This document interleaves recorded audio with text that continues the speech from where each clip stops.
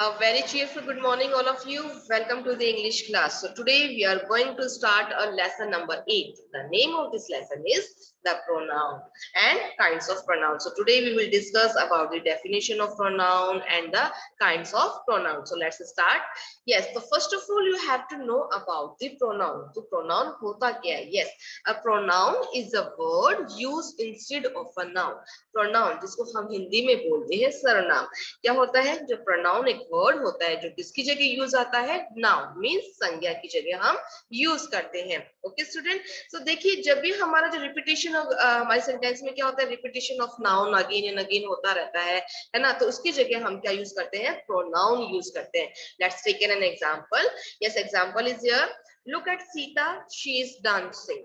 Okay, so another here we write only look at Sita. Sita is dancing. Sita is a good girl. Okay, so another repeat and again Sita, Sita, Sita. Okay, so it's not a good sense here. We use as a instead of Sita, we use as a pronoun as a she.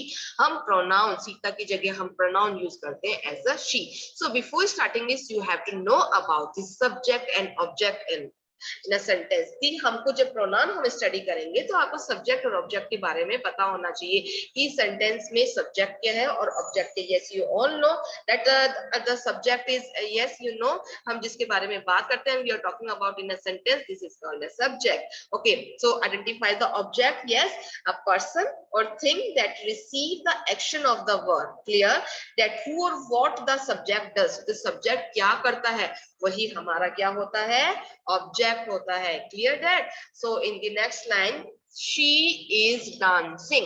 तो here we use as a she. हमने क्या use किया है यहाँ पर? she. तो she क्या है बच्चा यहाँ पे? she as a subject है और subject के लिए हमने क्या यूज किया है? as a she. she किसके लिए यूज किया हमने? सीता के लिए. Next sentence, Leela and Vimala have come to see her. अब देखते हैं कि लीला और विमला यहाँ पर आए किसको देखने के लिए? see her. अब her क्या है यहाँ पे? किसके लिए यूज आया? her यूज आया सीता के लिए. तो here we use as a object. Here her is here as a object. Clear that? Okay. Next sentence, they are glad to see her. अब यहाँ पर हम बात करते हैं किसकी?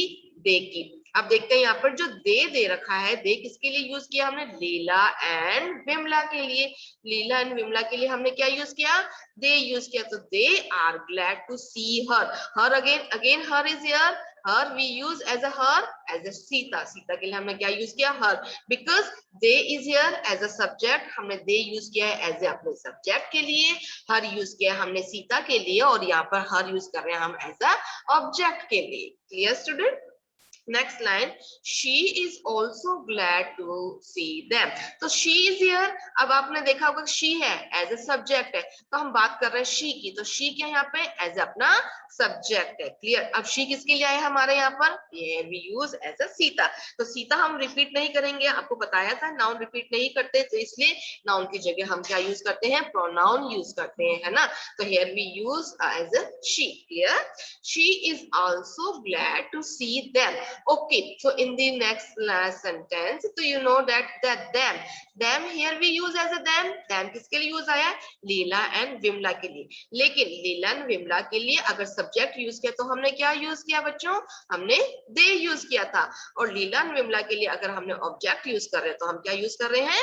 them use कर रहे हैं. So you know the chart of the subject and object of a noun. Okay, I am writing here as a chart. Okay, so first one you have to know if your subject is I. अगर आपका subject I है तो आपका जो object होता है वो क्या होता है बेटा?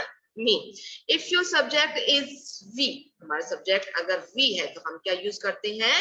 us. हमारा object क्या होगा? us. अगर हमारा if your subject is you, okay, you, तो हमारा ऑब्जेक्ट भी क्या होता है? you. You have to learn this. Okay, आपको ये लर्न करना पड़ेगा बेटा. अब next here we write as if a subject is he. हमारा सब्जेक्ट अगर क्या है? ही है बेटा, तो हम क्या यूज करेंगे? As a object him. Clear? In the next here we use as a she. अगर मैं she यूज करती हूँ, clear, as a subject is she, हमारा जो सब्जेक्ट है वो she है तो हमारा जो ऑब्जेक्ट होगा वो होगा हमारा her. Clear? And next one is here they. If your subject is they, हमारा सब्जेक्ट अगर they है तो हम यूज करेंगे as a then. Clear that? आपको इस चार्ट से आपको क्लियरली समझ में आ गया होगा कि हमने जो भी सेंटेंस में यूज किया है, अगर हमने सब्जेक्ट यूज किया है तो हम शी यूज कर रहे हैं, ही यूज कर रहे हैं, आई यूज करेंगे, वी यूज करेंगे। इफ अगर हम जब सेंटेंस में एज ए ऑब्जेक्ट बात करते हैं उसके लिए तो हम क्या यूज करेंगे?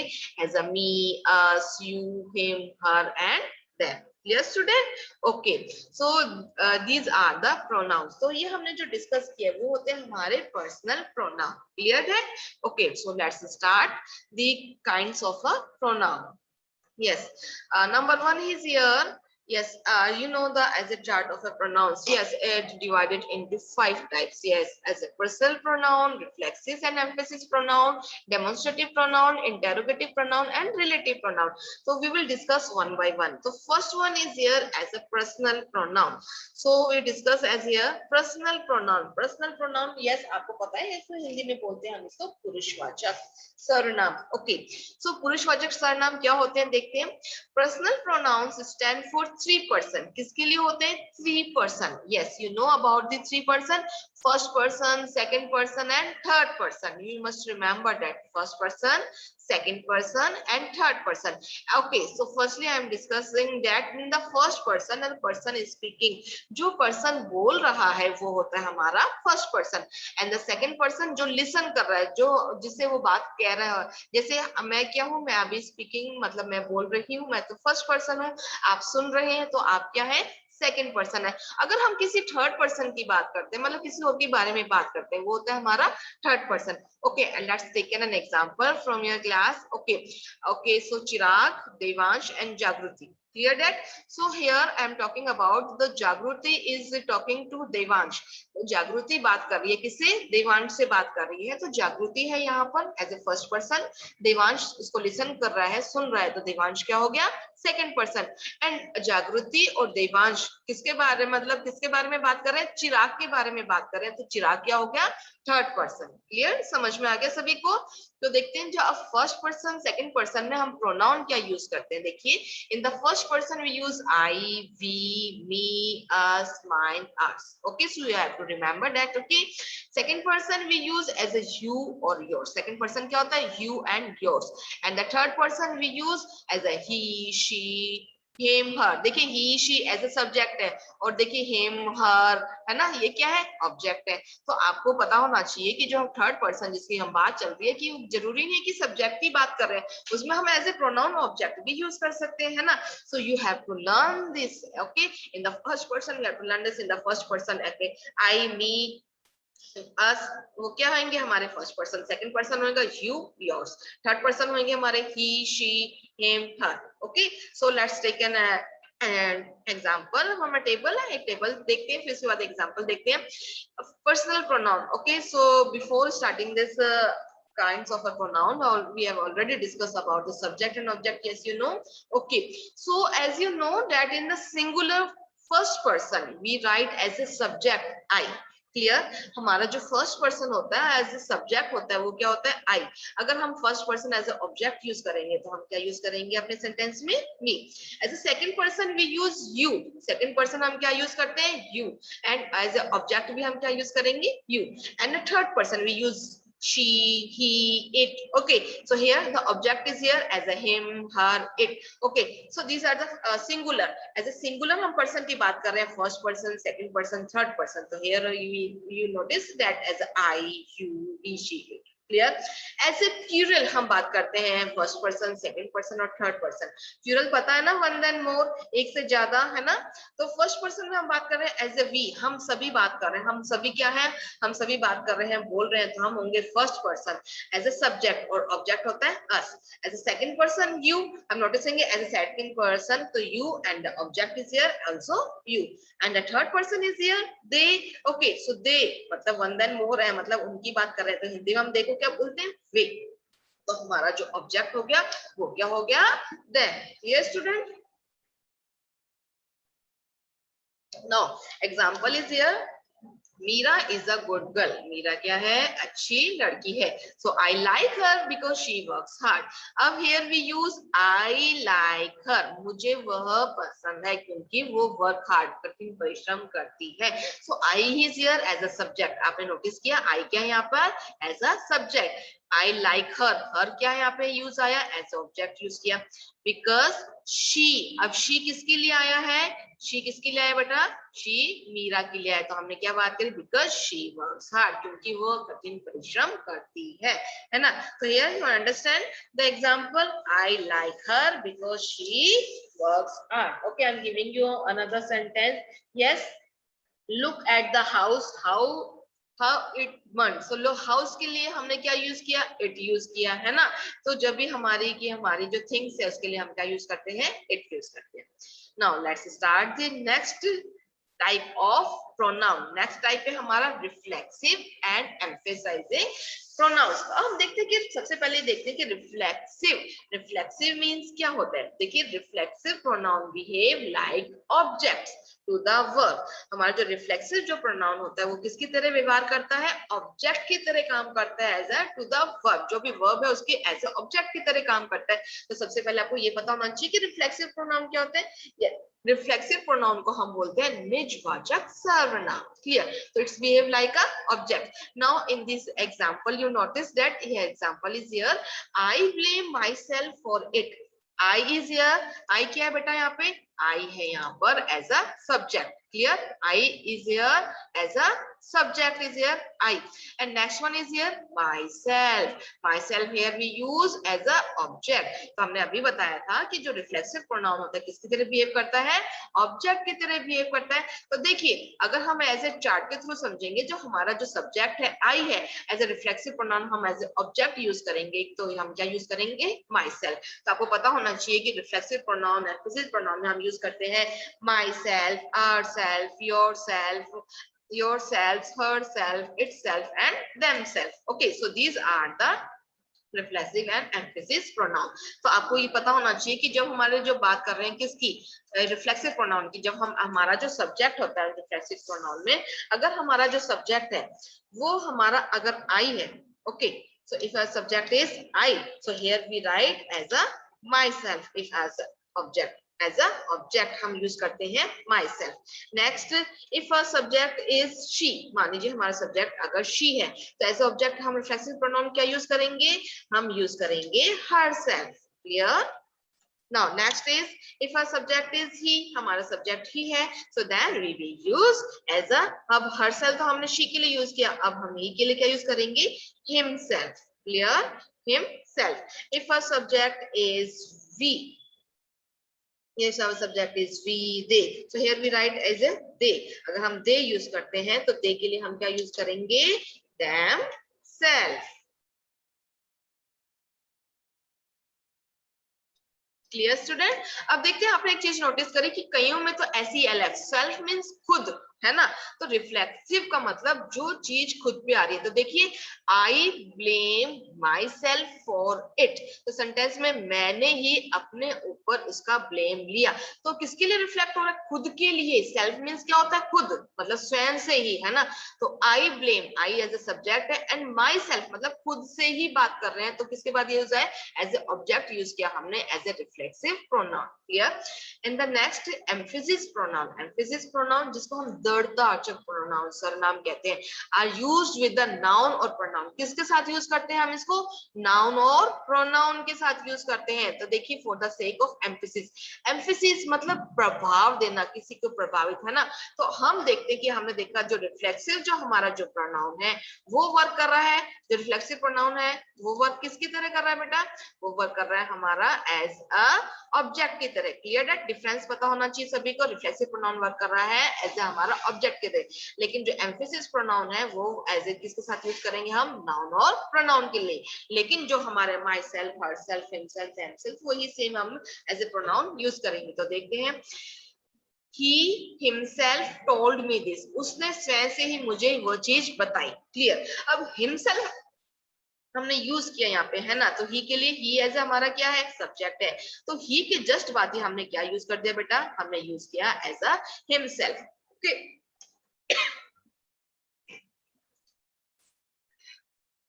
तो देखिए रिफ्लेक्सिव में हमने यूज किया, रिफ्लेक्सिव प्रोनाउन को यूज किया एज ए ऑब्जेक्ट।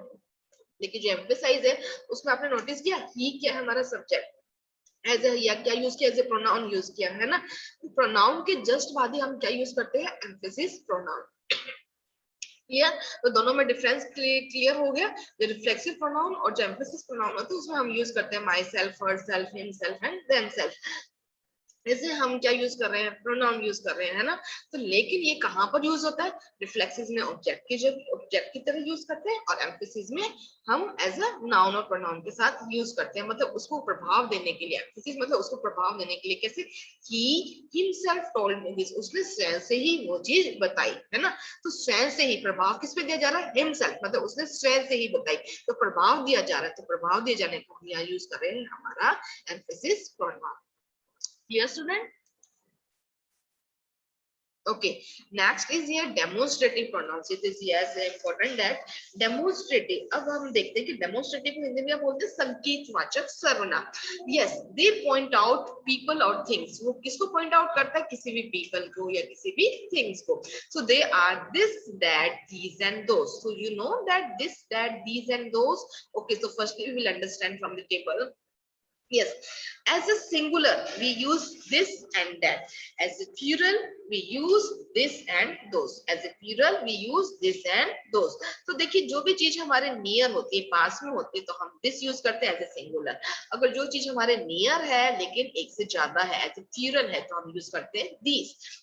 कोई भी चीज हमसे दूर है, फार है ना, दूर है, तो एज ए सिंगुलर है, लेकिन हम डेट यूज करते हैं। एज ए प्लूरल होगी तो हम क्या यूज करेंगे, दोज यूज करेंगे। Okay student, so demonstrative pronoun this, these, that, those are used to point out the object or object for which they are used. Clear? So this and these refer to things lying near at hand, clear, and that and those refer to things lying at a distance. जो चीज हमसे दूर होगी उसके लिए हम that and those use करेंगे। Let's take an example. This is my pencil. Clear? यह मेरी पेंसिल है। अब दिस यूज किया हमने सिंगुलर के लिए, और देखते हैं चार्ट के थ्रू सिंगुलर है लेकिन वो चीज हमारे पास में, तो हम यूज करेंगे this is my pencil. Okay, next one is these are my books. तो दीज मतलब वन देन मोर है, सो है तो नियर, लेकिन क्या है, एक से ज्यादा है। So here we take an example, these are my books, ये मेरी बुक्स है। ये स्टूडेंट्स आपको समझ में आ गया? Okay, so now I'm giving you another example. Those are your books. Those are your books. Those मतलब दूर है, far है, मतलब डिस्टेंस पे वो जो बुक्स है वो दूर है, तो हम क्या यूज करेंगे, पॉइंट आउट करके, those are your books. वो जो बुक्स है वो तुम्हारी है। So here we use as a word those. Clear? Next one is here interrogative pronoun. Okay, so interrogative pronoun को yes in हिंदी हम क्या बोलेंगे, इसको प्रश्नवाचक सर्वनाम। So they are used in questions. वो कहाँ पर यूज करते हैं हम इनको, questions में। So they are what, who, which, whom and whose. तो क्या यूज करते हैं, WH वर्ड यूज करते हैं। Let's take an example. What is the matter? What is your book? What is your name? जब भी हम WH वर्ड से स्टार्ट करते हैं, क्वेश्चन रेज करते हैं, तो here we use as a interrogative pronoun। हम क्या यूज करते हैं, interrogative pronoun यूज करते हैं। Clear?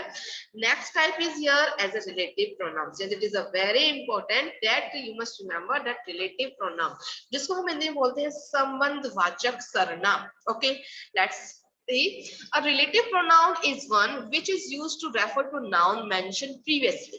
देखिए रिलेटिव प्रोनाउन, रिलेटिव में संबंधवाचक सर्वनाम, वह होता है जो क्या करते हैं, विच इज यूज, जो यूज में आता है, रेफर टू नाउन्स, किसको रेफर कर रहे हैं, नाउन को रेफर कर रहे हैं, मेंशन प्रीवियसली, जो पहले ही प्रीवियसली पहले ही मेंशन, जो नाउन है उसको वो हो चुका है, मेंशन हो चुका है।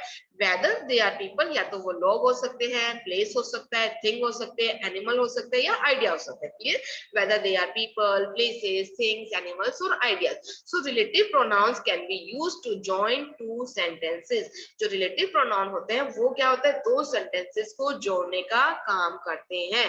Clear? The words is here, they are who, which, whom, whose, which अब आप बोलेंगे मैम जो where we use as a who, WH word हमने यूज किया था, who which whom is interrogative pronoun, yes, but these are different. Here we use who which whose to join two sentences. Okay, so first we will discuss where we use who, whom, which, and then we will discuss about the sentences. Clear?